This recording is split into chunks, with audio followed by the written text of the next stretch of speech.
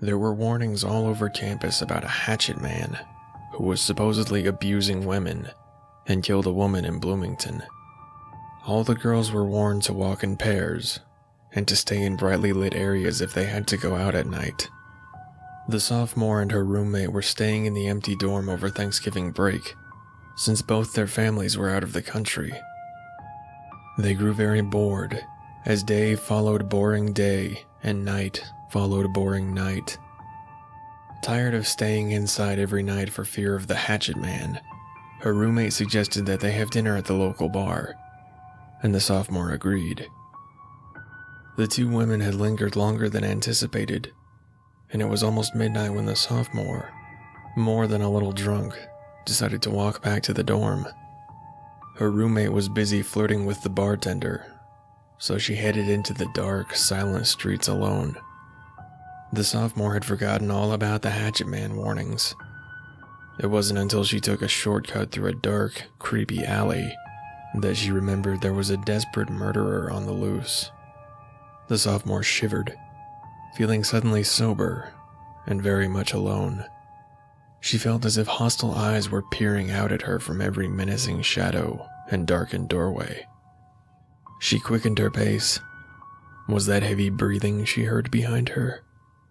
Were those footsteps walking in time with her own?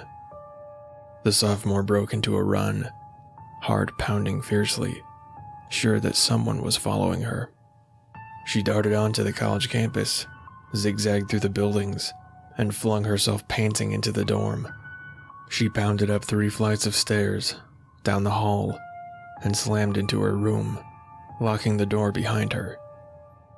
It was only then, leaning against the door with her heart racing, that she started to feel foolish.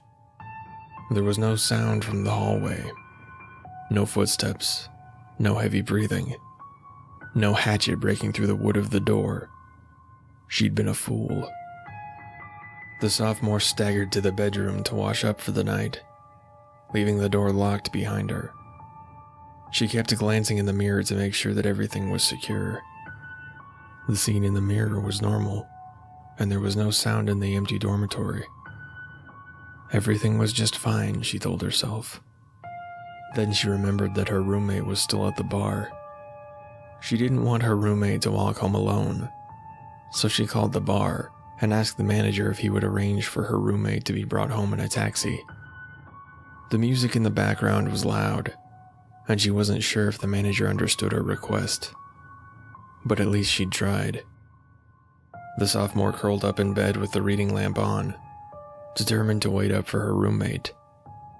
But the combination of heavy drinking and her earlier fright sent her into a deep sleep almost at once, and she did not awaken until the sun came pouring in the window early the next morning. She woke with a hangover and rolled over, trying not to be sick in the bed.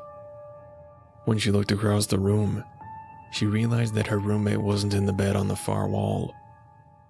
In fact, it looked as if her bed had not been slept in at all. She rolled to her feet, heart pounding with dread. Maybe her roommate had spent the night in the lobby. Her roommate had done that once before when out partying until the wee hours of the morning, saying it was too much trouble to climb 3 flights of stairs.